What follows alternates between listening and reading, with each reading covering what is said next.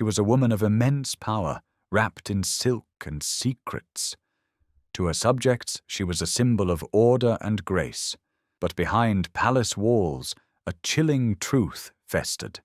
Her children, born into royalty, were hidden from the world, not for protection, but for punishment. Locked in cages, forgotten for decades. This is not a fairy tale.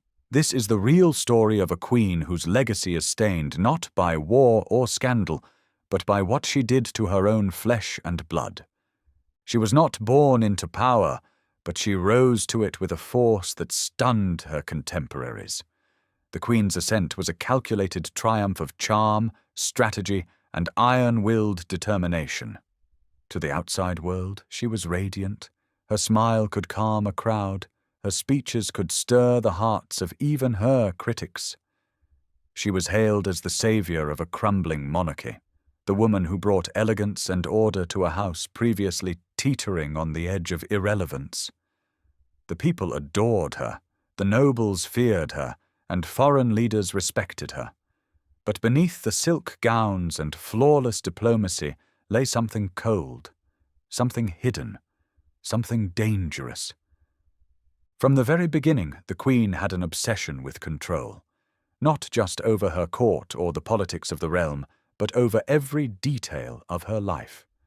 The shape of her signature, the angle of her chin in portraits, the way her voice never trembled when delivering decrees. She did not believe in chance or chaos. She believed in design.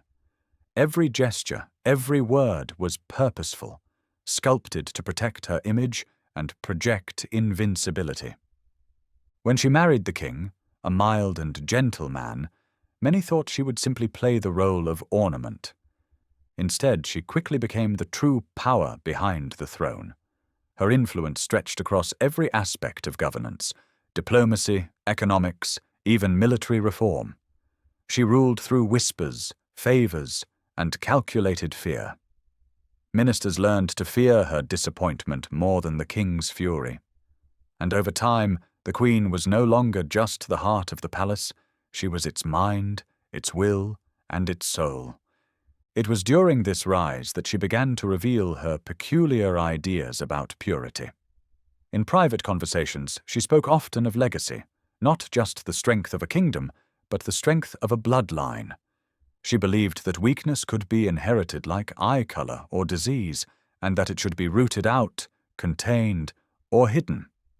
Any deviation from the ideal was a threat, not just to the crown, but to civilization itself. To her, the future of the monarchy rested on maintaining perfection, and that perfection had to begin at home. When she became a mother, the kingdom rejoiced. The bells rang out, paintings were commissioned, prayers were held, and poets wrote of destiny. But inside the palace, a very different story was unfolding. The Queen did not experience motherhood as joy. She saw it as duty, a dangerous, delicate responsibility that had to be controlled with precision. Her children were not loved for who they were. They were watched for what they might become. Any sign of softness, rebellion, or unusual behavior was catalogued. An awkward gait, a stutter, a moment of hesitation in conversation, none of it escaped her notice. To her, these were not just childhood quirks. They were cracks in the royal mirror. She began demanding that the children be evaluated constantly. Private physicians, tutors, even spiritual advisors were brought in to assess them. Reports were written, dossiers kept. But no matter how normal the assessments were, the Queen was never satisfied. She found reasons to worry. She found reasons to believe that her children, her own flesh and blood, were not fit to carry her legacy forward. And in her mind, if they were not perfect, they were dangerous. The king, ever passive, voiced concerns only once, and gently. He asked whether perhaps the children were simply developing in their own ways, at their own pace. The Queen responded with a cold silence that lasted for days. When she finally spoke, it was to inform him that he should concern himself with affairs of state, not matters of the nursery. He never questioned her again. Her obsession deepened as the children grew.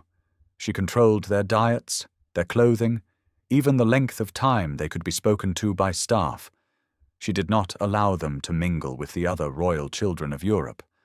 She said it was to prevent illness, but in truth it was to prevent contamination, of mind, of spirit, of reputation.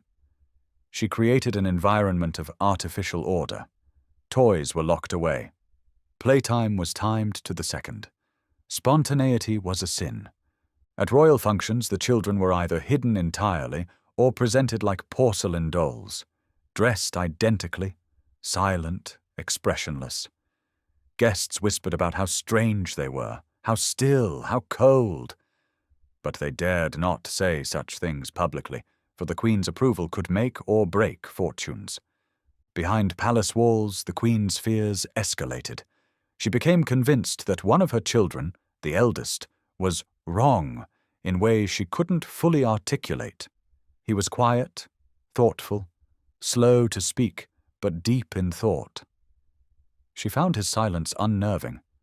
One day, when he failed to bow at the precise angle during a rehearsal for a coronation ceremony, she reportedly slapped him in front of the court. The nobles said nothing. The child said less. Soon after, she ordered that he be confined to his room for retraining. But the days turned to weeks, and the room was reinforced with locks. Guards were posted, his tutors were removed, servants were forbidden to speak to him without her written consent. When asked why, she said simply, "He must be fixed before he can be seen again." No one dared to question what fixed meant.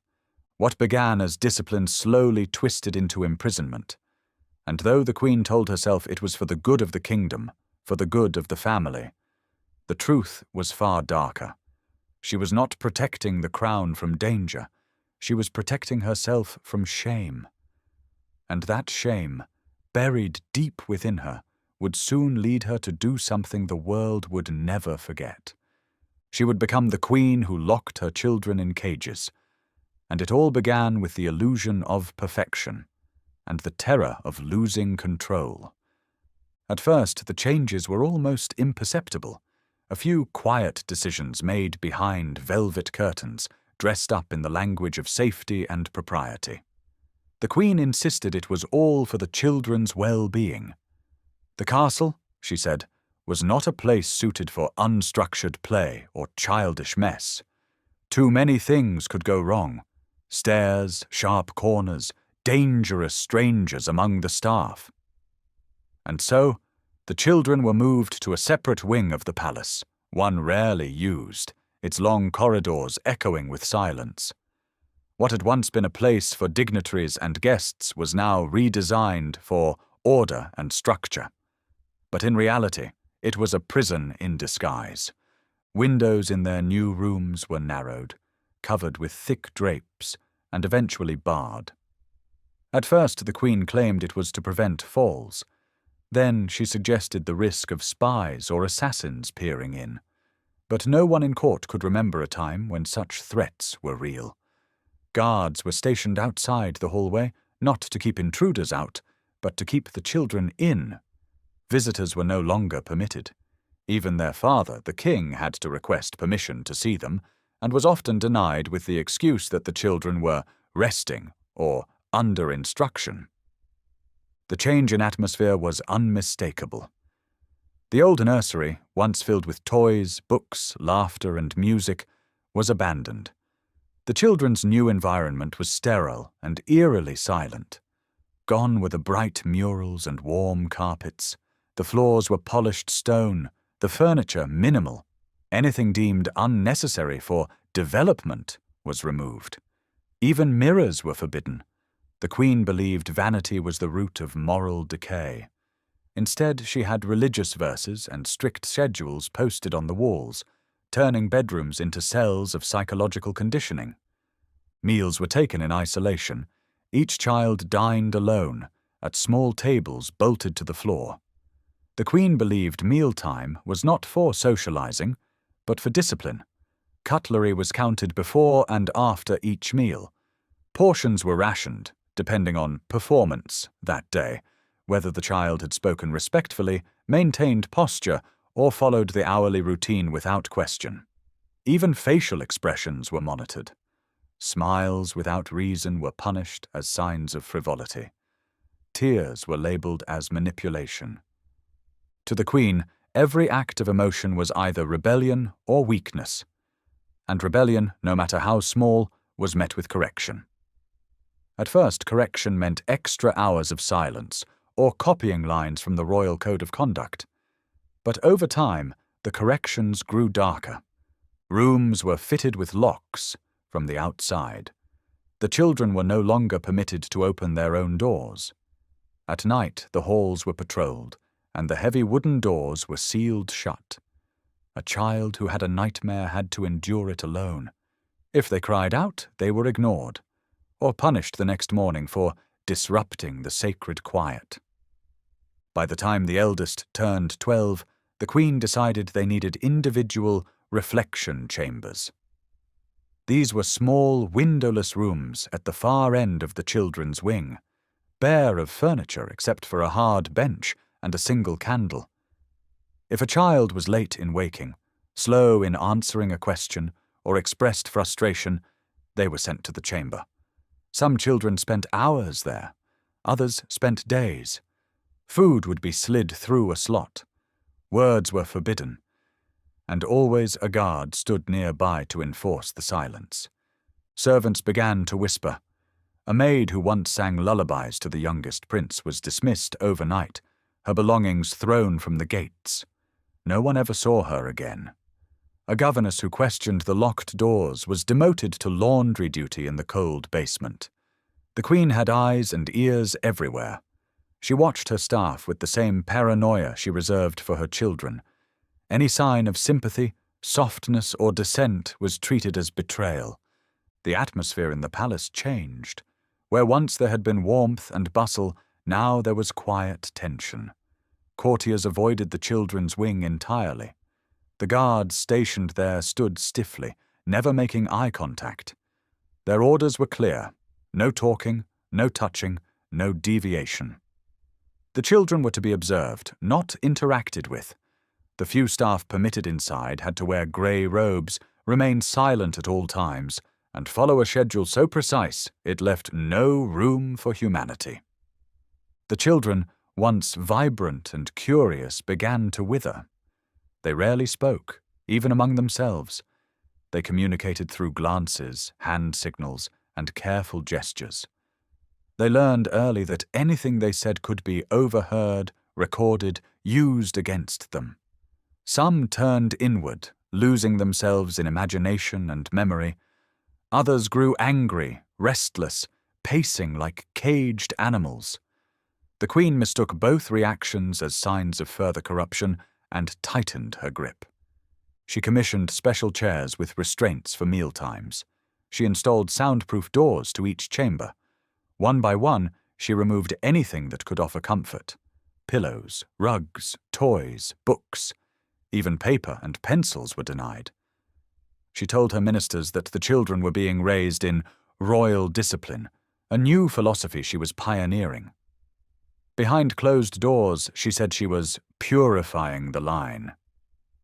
It was during this time that one child, the third son, attempted to run. During an unsupervised moment, perhaps a rare lapse, he made it to the far end of the hall and tried to push past a guard. He didn't get far. He was dragged back, bruised and bleeding. As punishment, he spent 2 weeks in the reflection chamber. When he emerged, his eyes no longer met anyone's gaze. He walked with his head down, lips sealed, limbs trembling. From that day forward, he never attempted escape again. But the Queen did not see trauma. She saw triumph. She believed the boy had been broken, and therefore made better. By the time the youngest daughter reached the age of 5, she had never stepped outside. Not once. She had never felt sunlight on her skin or touched grass beneath her feet. She believed the world ended at the stone walls of her chamber. The only voice she truly knew was her mother's, cold, distant, instructive. and even that she heard rarely. The Queen had succeeded in her goal. The nursery was no longer a place of growth or joy. It had become a regime, a system, a machine of discipline with no room for tenderness. And in her mind, she had done the right thing. Her children, though unseen, unheard, and unloved, were safe. They were silent, and to her that was the highest form of loyalty they could ever give. But what the Queen failed to see was that the cages she built did not protect the crown. They poisoned it, and one day the silence she enforced would scream louder than any voice she had ever silenced.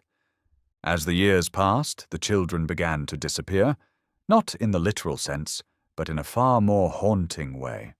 They faded from memory, from record, from life itself. The royal court, once curious about their progress, grew silent. Public appearances ceased. No paintings were commissioned, no celebrations held for their birthdays. It was as though the palace had swallowed them whole. And in a way, it had. They still lived, but not as children.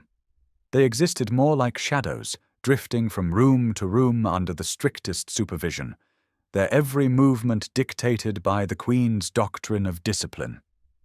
Each day followed an unyielding routine. Wake at dawn, sit in stillness, recite royal decrees, eat without speaking, and reflect in solitude. Time ceased to flow as it did in the outside world. There were no seasons inside their wing, no change of scenery, no holidays, no laughter. The eldest, once a bright and inquisitive child, now spoke only when spoken to. His voice had grown thin, as if afraid of its own echo. His shoulders were permanently hunched, not from physical injury, but from years of lowering his posture in the Queen's presence. He was 19 years old, and had never once stepped beyond the interior walls of the castle since his 8th birthday. His siblings were much the same. The second son, known to have had a vibrant imagination as a boy, now spent his days staring at blank walls. He had once drawn vivid scenes of battles, forests, and ships, until the Queen decreed that imagination was a disorder of the weak-minded. His pencils were taken away, his notebooks burned, and so he stopped imagining altogether. When a new servant once asked him what he wanted for his birthday, he simply blinked in confusion. He had forgotten what it meant to want. The youngest, a daughter named Ameline, was delicate in frame and rarely spoke above a whisper. She had never met a child her own age. Her companions were shadows on the wall and the click of guards' boots. Once a new caretaker sang a lullaby while folding laundry. Ameline burst into tears, not from sadness, but from shock. She had never heard music before. The lullaby was comforting to most, but to her it was a sound so foreign it frightened her. There were no mirrors in the children's chambers, no way to see themselves growing older. The Queen believed mirrors encouraged vanity and self-centeredness. "You must never become fascinated with your reflection," she once said during one of her rare visits. "You are not here to admire yourselves, you are here to improve yourselves." And so the children aged in isolation, unaware of how their faces had changed. When one child found a silver tray and saw his reflection for the first time in years, he recoiled in horror, unable to recognize the pale, hollow-eyed figure staring back at him. They were given no education beyond the Queen's own teachings. There were no discussions of literature, no history, no philosophy. Just the Queen's beliefs, repeated and memorized until they became second nature. Lessons revolved around duty, obedience, and silence. Any curiosity was punished. When the 4th child asked where the stars went during the day, he was forced to kneel on stone floors for 6 hours. Questions are the seeds of rebellion. The Queen had once written in the royal handbook, "Love was never spoken of, not in word, not in gesture. Hugs were forbidden. Smiles were discouraged. Touch was considered indulgent, The children were raised not as individuals, but as symbols. To the queen, they were not her sons and daughters. They were extensions of her reign, tools to be refined and displayed only when flawless. And since perfection, in her eyes, was impossible, they remained hidden. Even their names were rarely spoken. The queen referred to them by titles: the first, the second, the girl, the fifth. A guard once mistakenly referred to one by his name and was reassigned to the palace stables that very night. He was never seen again in the children's wing. Over time, even the children began to refer to themselves this way. Their identities, once vibrant and distinct, eroded under the weight of anonymity.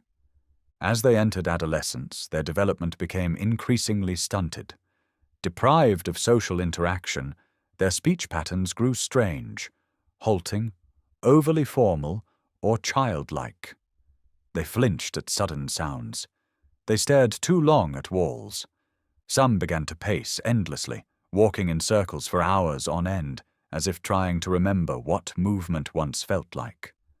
One girl stopped speaking entirely, not from trauma, but because she had no one to speak to.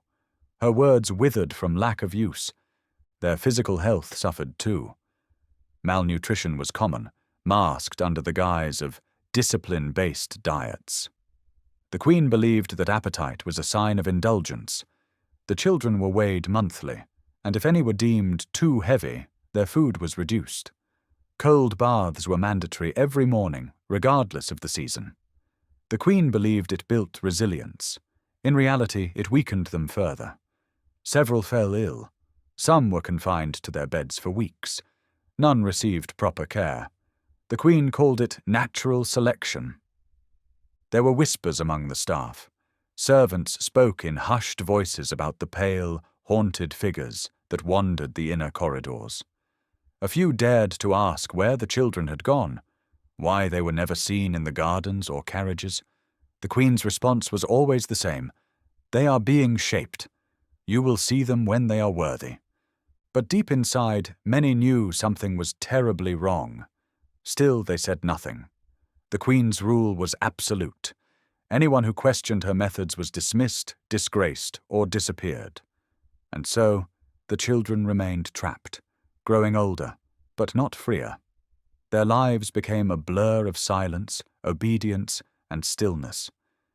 They were the forgotten heirs of a royal line, children by birth, but phantoms by design. Their names were not spoken. Their faces were not painted. Their joys, fears, and dreams, if they still had any, were buried under the crushing weight of royal perfectionism. The queen had not just locked them in rooms, she had locked them out of life itself. And all the while, the world outside moved on. Festivals were held, wars were fought, alliances formed, but inside the palace, behind thick stone walls and guarded doors, the royal children remained, unseen, unheard, and unloved. They were not dead, but they had long since ceased to live. The silence inside the palace had become so absolute that even whispers seemed like thunderclaps. For nearly 2 decades, the queen's control had reigned unchallenged. The children remained hidden, their existence nearly forgotten by the world outside. Ministers dared not speak their names, and the public believed they had been sent abroad for specialized education or spiritual training. It was a lie that had been repeated so often it began to feel like truth. But silence, no matter how carefully enforced, is a fragile thing. It started small: an overheard murmur, a misplaced letter, a question asked one too many times by someone who wasn't supposed to care. The first ripple came from within. A young maid named Celeste, recently assigned to clean the eastern wing of the palace. She was not high-born or well-connected, but she was observant. She noticed that the corridor leading to the children's quarters was unusually guarded for a part of the palace no one ever visited. The rooms were always locked, the windows shuttered, the lights never on. One evening while dusting a nearby hall, she heard something. A soft thump, then another. a slow, rhythmic knocking, too deliberate to be accidental. She paused, heart pounding, and leaned closer. From behind the heavy wooden door, she heard a faint voice whisper a single word. "Help." She reported it to her supervisor, who scolded her harshly and told her never to mention it again. But the seed had been planted. Celeste began watching more carefully. She saw a tray of food left outside one of the doors, only to be retrieved hours later, untouched. She noticed the royal physician making discreet visits late at night, always emerging pale and silent. And one day, while changing the linens in a laundry room, she found a small scrap of fabric tucked into the corner of a blanket. On it, smeared in charcoal, was a word: alive. Rumors had already begun to stir among the older servants, those who had served the royal household long before the Queen's reign became so rigid. They remembered the children. They remembered their names, their laughter, their short-lived appearances at public events. They remembered the way the Queen had slowly withdrawn them from view.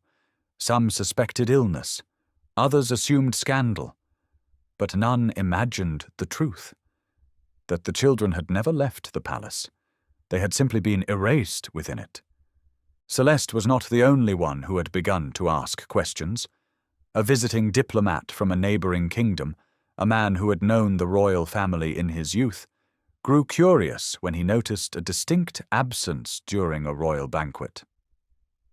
"Where is the heir?" he asked casually, sipping his wine. The question made the room tense. The Queen gave a tight smile and replied, "The prince is pursuing intellectual studies in seclusion. We believe a future king must first master the self." But the diplomat had studied alongside the heir during a childhood visit. The boy had been bright, curious, and full of life. That such a boy would now voluntarily withdraw from the world struck him as deeply unnatural. That night, as he wandered the palace grounds under the guise of enjoying the moonlight, he passed near the eastern wing. What he heard froze him in place. A faint cry, barely audible, followed by the sound of something being dragged across stone. He returned to his home country and, months later, mentioned it to a foreign journalist with connections in the royal court.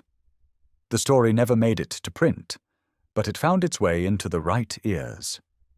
Back inside the palace, the tension grew. The Queen, increasingly paranoid, began to suspect betrayal within her own ranks. She changed the guards around the children's wing. She had several long-serving servants dismissed without explanation. She even rotated out the medical staff, accusing them of corrupt sympathies. But the damage was already done. The illusion was beginning to crack. The children, too, had changed. Though still isolated, they had learned to observe. They noticed the new maid who left meals with extra care. They noticed the new guards who sometimes lingered near the doors, as if listening. And one of the children, an especially quiet girl named Lynette, began to keep count of the guards' footsteps, the times they changed shifts, the way the keys jingled on certain belts. For years she had been treated as invisible. Now she was watching. It was Lynette who first began to write.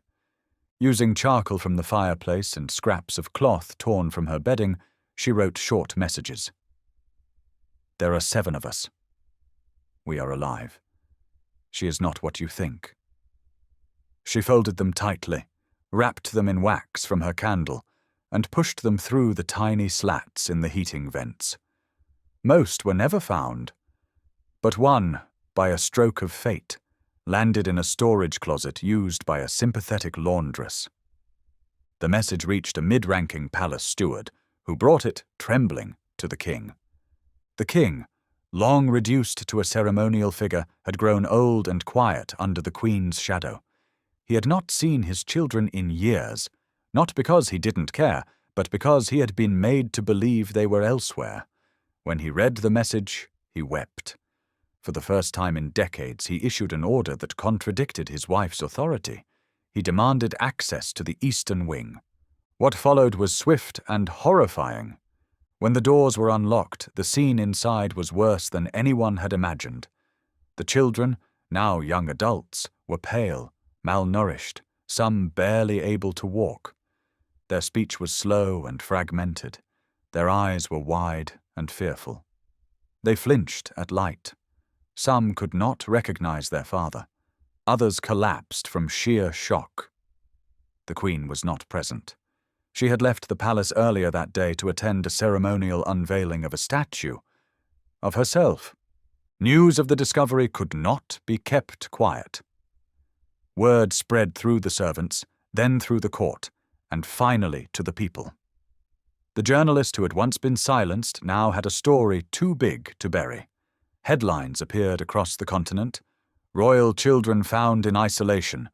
Heirs held captive by their own mother. The Queen's silent empire crumbles. The Queen returned to a palace swarming with investigators, diplomats, and a court that had turned against her. She was not arrested immediately.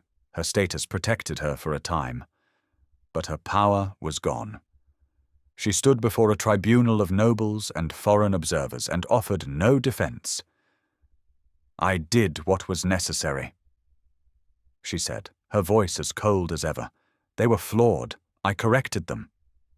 But the world no longer saw a queen. They saw a tyrant in silk. The children were taken into medical care. The eldest, once heir to the throne, refused it at first. "We are not children," he said quietly. "We are relics."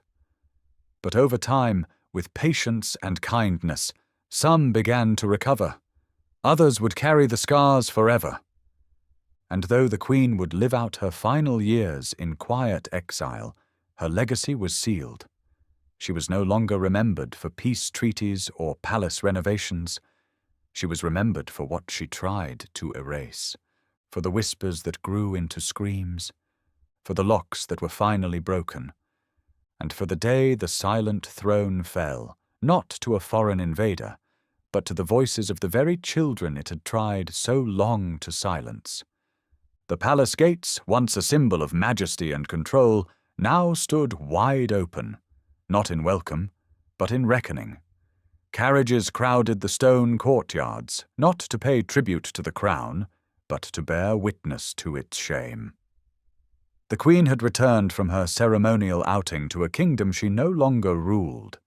Her footsteps echoed through unfamiliar halls, her portraits being quietly taken down, her staff avoiding her gaze, and the long, suffocating silence of the eastern wing now broken by open doors and the distant sound of human voices. The truth was out. The world had seen the royal children, and they were nothing like the legends. They were not the paragons of dignity or virtue the Queen had promised. They were gaunt and ghost-like, their skin pale from years without sunlight, their posture hunched by fear and neglect. They flinched at sudden movement. They spoke with effort as if language had to be retrieved from some deep, nearly forgotten place. Some refused to be touched. Others clung desperately to the nurses and physicians who tended to them for the first time in their lives. The nation was stunned. News of their discovery exploded across every paper and whispered through every home. A palace, once considered the very seat of order and civility, had concealed a hidden prison. Citizens marched in the streets, not with torches or weapons, but with silence. A nationwide vigil was held for the years stolen from the royal children. Candles were lit, bells were tolled, and mothers clutched their children more tightly. What had once been reverence turned to horror. What had once been admiration became disgust. International courts demanded inquiries. Allied nations condemned the monarchy's silence. Human rights organizations, long kept at a diplomatic distance from royal affairs, now flooded the palace with investigators, psychologists, and counselors. But no report, no testimony, no carefully worded statement could fully capture what had happened behind those closed doors. For what the Queen had done was not just political, it was deeply, unshakably human. She had caged her own blood. and now the world demanded to know why. The Queen, now stripped of nearly all her formal power, was brought before a private royal tribunal. It was not a trial, in the traditional sense. She could not be legally prosecuted under the existing royal charter, but it was judgment all the same. Before a circle of advisers, nobles, and foreign observers, she stood and listened as the accusations were read aloud. Unlawful confinement, psychological abuse, willful neglect, and moral betrayal. When asked if she had anything to say in her defense, she raised her chin and answered in a tone eerily calm. "My duty was to the crown, to the future, to protect it from weakness and impurity. You call it cruelty. I call it sacrifice." There was a long silence. One of the judges asked, "And what of love? What of mercy?" Her answer was chilling. "Mercy breeds disobedience. Love makes rulers weak. I did what had to be done. They are alive, are they not? They are better for it." No one clapped. No one spoke. There was only the sound of a pen scratching a final note into the official record. She was not imprisoned. No cell could match the symbolic gravity of her own exile. Instead, she was sent to a remote ancestral estate, stripped of her title, her advisers, and all ceremonial power. Her name was quietly removed from royal documents. Her image was taken down from government buildings. Statues of her were draped in black and later removed under the cover of night. To those who had once praised her as a visionary, she was now a ghost, a warning, a curse. As for the children, their path forward was uncertain. They had been robbed not just of their youth, but of identity, experience, and selfhood. Some found solace in therapy. Others remained closed off, locked behind emotional doors that no key could open. The youngest son, now a man in his early 20s, refused to speak publicly for years. When he finally did, his first words were not about politics, or justice, or vengeance. He simply said, "We were not loved." Those 4 words echoed across the world like a bell toll. It was not the cruelty of their conditions that haunted people most. It was the absence of something so basic, so human, that its lack seemed impossible. How could a mother, much less a queen, remove love so completely? One of the daughters, Lynette, took to writing. Her memoir, The Windows Were Never Opened, became an international bestseller. In it, she described the years of silence, the rituals of control, the hunger not just for food, but for touch, for music, for meaning. She wrote, "The worst part was not the darkness. It was the way we forgot what light looked like." The eldest son, the former crown prince, relinquished his claim to the throne. He declared in a public statement, "A crown forged in silence is not a crown I wish to wear." The monarchy as an institution began to fracture. Debates raged over its future. Some demanded its complete dissolution.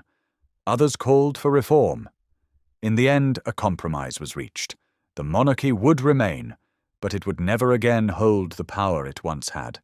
The crown became symbolic, its authority broken, its influence diminished. But the Queen's true punishment was not exile. It was memory.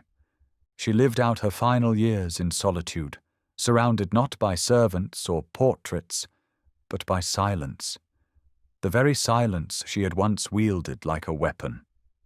She walked the empty halls of her estate alone. No children came to visit. No letters arrived. No music played.